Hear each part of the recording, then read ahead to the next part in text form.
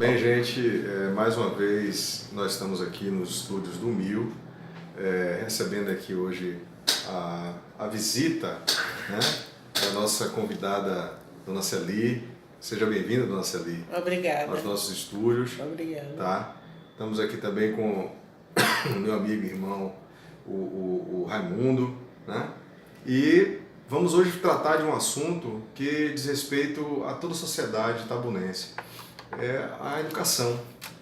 A educação hoje, ela, como no passado, que formou pessoas maravilhosas e brilhantes por conta da educação, nós precisamos fazer isso também hoje, no nosso presente, formar também pessoas brilhantes aqui na nossa cidade. Só que para atingirmos esse objetivo, nós estamos ainda muito deficientes. E nós temos propostas para poder resolver esses problemas que não estão sendo resolvidos.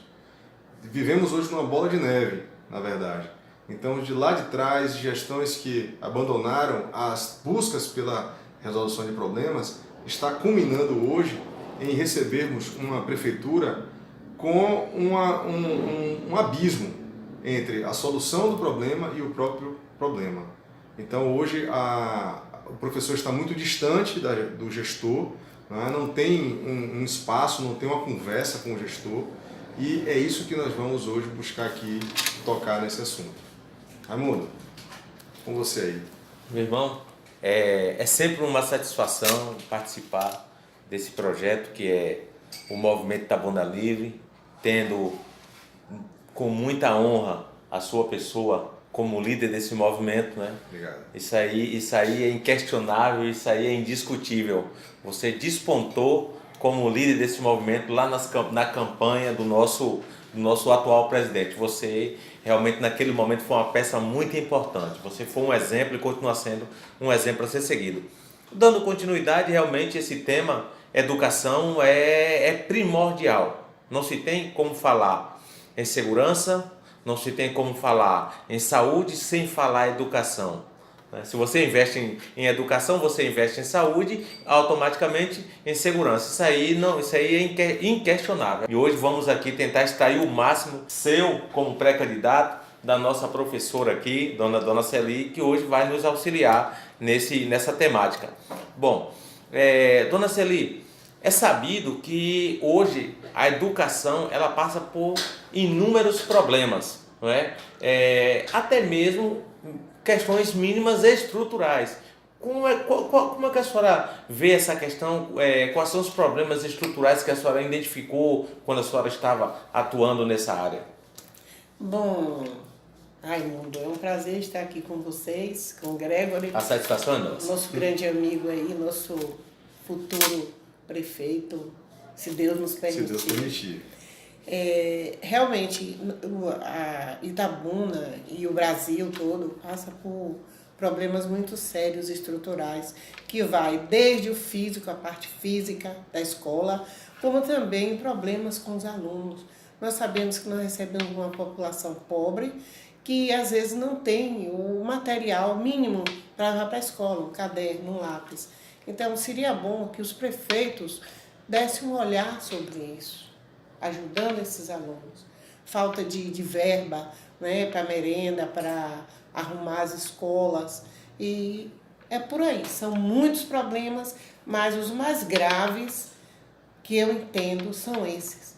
Porque os alunos vêm para a escola sem material nenhum, às vezes até sem lápis. O professor tem uma série de dificuldades nas mínimas coisas, pelo que eu pude perceber. Exatamente. Até a questão, há quem diga que até mínima, questão de cadeiras, né? Hoje o professor tem essa dificuldade, material de apoio, o professor tem essa dificuldade. Mas, Gregory, você como pré-candidato, como é que você vê essa questão? O que você teria de uma solução para melhoria dessa questão estrutural?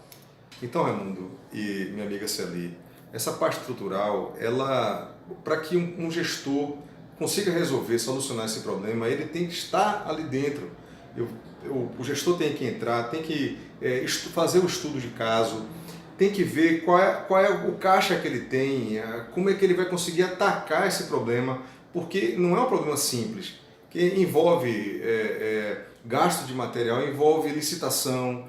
Então, ele tem que ouvir o professor também primeiro. Para identificar. O professor vai ter que sentar com o professor, Exato. uma mesa setorial, Ouvir, conversar né? com os diretores, vice-diretores, todos os professores, os pais, os alunos. E ele tem que ir até os locais, as escolas. Tem que saber, tem que perceber, tem que sentir. Então, vai chamar o pessoal da Secretaria de Obras, né? Desenvolvimento Urbano, para poder melhorar a estrutura. O que é possível. O que é possível ser feito. Então, Exatamente. tem que ser feito. Tem que ser feito algo para poder trazer o professor, colocar o professor mais estimulado para poder dar aula. E trazer essa qualidade. Colocar o aluno mais estimulado. Entende? Não admite-se um lugar como Itabuna, que a temperatura média é 30 graus centígrados o ano inteiro, uma sala não tem um ar-condicionado. Então tem que ter, porque se eu não faço isso, eu não estou dando estrutura para estrutura mínima para o meu professor trabalhar. Não se admite uma sala de aula hoje com 40 alunos, 50 alunos sem um ar-condicionado. Que é o mínimo, o que mínimo. Poderia ter. Realmente é uma questão que tem que ser repensada. O gestor, como você bem colocou, o gestor ele precisa identificar, ele precisa ir lá, ele precisa sentir isso para que daí então ele procure É um trabalho cirúrgico. Sim, com certeza. Bem pontuado pela sua pessoa em relação a essa questão. Não é assim aleatório. Posso dizer assim aleatoriamente. Tem que ser feito um estudo de caso. Porque tem que saber quais são as forças, o que já existe de bom, o que tem de quebrado para poder consertar, o que não existe. Você está quebrado, às vezes é uma coisa mínima, vai lá, troca. Não tem, já é mais dinheiro que tem que gastar. Né? Então tem que ver quais são as forças e quais são as necessidades que os colégios têm para a gente manter tudo no ótimo. E se não trata do mínimo, esse mínimo se transforma em uma bola de neve. Vai se deteriorando. E Vira uma bola de neve, né? E na ponta do espectro vai ter o quê? A evasão escolar. Exatamente. Que é algo que nós vamos tratar disso daqui a pouco. Dona Celi, a senhora como professora vivenciou isso, sabe que isso é real. Como o professor hoje lidar com essa questão da desmotivação? O professor hoje ele sofre desse mal, que é desmotivação por estar desenvolvendo sua atividade por conta de uma série de fatores. Como é que a senhora pode abordar essa questão? Raimundo, muito. O professor sofre muito. Por quê? Ele às vezes quer fazer um bom trabalho, mas porque ele precisa trabalhar muito, ele precisa ir para várias escolas, né? Então ele tem um desgaste físico muito grande. Então isso às vezes deixa o professor cansado, às vezes chega na sala de aula já irritado, encontra um aluno também sem condições, né? Porque as famílias também estão muito desestruturadas, né? Hoje nós temos alunos que os pais são traficantes, que os próprios alunos já traficam. Então o professor fica numa situação e o próprio salário também não ajuda. E o professor às vezes não é olhado com bons olhos. A educação às vezes não está sendo vista pelo gestor como prioridade. Que realmente é um problema. É um problema Termina sério. tendo um profissional desmotivado, mas diante desse cenário, Greco, dessa desmotivação por conta desses fatores que a dona Celi trouxe, qual seria o método a se utilizar para sanar inicialmente, dar um pontapé inicial para se sanar esse problema? Bem, respondendo aí a pergunta de vocês, o que eu penso? Após feito essa mesa setorial, conversado com os professores, com os diretores, eu penso que devemos criar um meio de valorização do professor através de cursos. Esses cursos vão fazer com que os professores se aprimorem, aprendam como conviver com essa nova realidade, com as demandas dessa juventude. Isso tudo, e após feito esses cursos, né, esse curso de gestão, isso tudo vai recair numa possibilidade de abono salarial. Ótimo. Porque precisamos reestruturar planos de cargos e salários. Vamos procurar saber se os professores atingiram, se Itabuna atingiu, o município atingiu a cota do piso salarial federal. Se não atingiu, por que não atingiu? Se os professores não ganham esse piso, por que não ganham? é falta de estrutura, falta de investimento. O que é? Hoje nós temos uma prefeitura que 95% do montante, né, daquilo que a prefeitura, do dinheiro que a prefeitura tem para trabalhar, recebe, é voltado para pagar a folha de pagamento. Então, verdadeiramente, não sobra. E o que sobra, o que vem da União e do Estado para o município, as verbas que vêm para a educação, não estão sendo veiculadas para a educação, porque tem que tapar outros buracos. Então, isso faz com que o professor não tenha um plano de carga e salário adequado. Então, ele fica com salário. Hoje, tem professores que têm salários atrasados. Demoram para receber o próprio salário. Imagine se ele vai ter, se o gestor vai ter condição de aumentar um salário de uma pessoa que está recebendo já atrasado. Que nem está recebendo. Que nem está recebendo. Que não recebe o 13º, o 13º vem fatiado. Vocês estão me entendendo? Então a minha proposta é fazer uma reunião, uma mesa setorial, conversar com todos eles, ouvi-los. Né? Eu ia até todas as escolas que existem aqui no município. O município tem 82 bairros, ia a cada bairro, a cada escola, e conversar com pais, com mestres, com alunos, integrar todo mundo.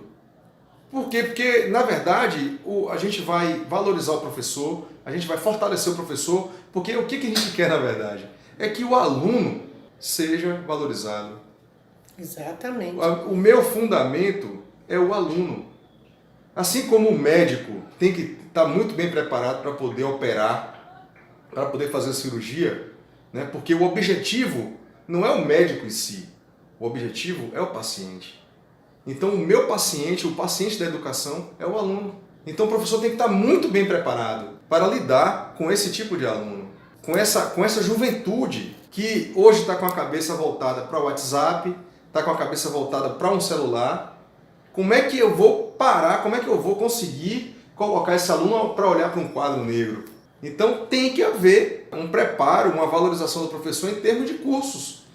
O professor precisa saber como lidar com esse tipo de aluno de hoje. Você entende, dona Sali? Verdade. Entendeu, Rafa? Importante essa sua a abordagem. sociedade... Sem isso, eu não vou conseguir atingir o meu foco principal, que é fazer com que o aluno aprenda. Importante, Gregory, desse seu ponto de vista, eu percebo aí uma preocupação com essa questão da estrutura, do plano de carga e salário. Você bem enfatizou isso aí. Esse professor precisa ver isso. O professor precisa sentir que ele tem um plano de carga de salário coerente, porque é um motivador. Ele precisa saber que ele vai prestar um serviço, mas que ele também tem uma contrapartida à altura. E se ele não tem uma contrapartida à altura, lógico que ele vai estar desmotivado para a prestação desse serviço. Logo, esse aluno não vai ter uma educação de qualidade. É uma série de fatores que engloba essa problemática aí. Lei de ação e reação, lei de causa e consequência. Exatamente. Esse fator que você falou aí da verba que é destinada à educação, 95% é usada para a folha de pagamento. Algo tem que precisa ser revisto. Hoje o professor tem que se preocupar com a parte de educação e com a parte disciplinar.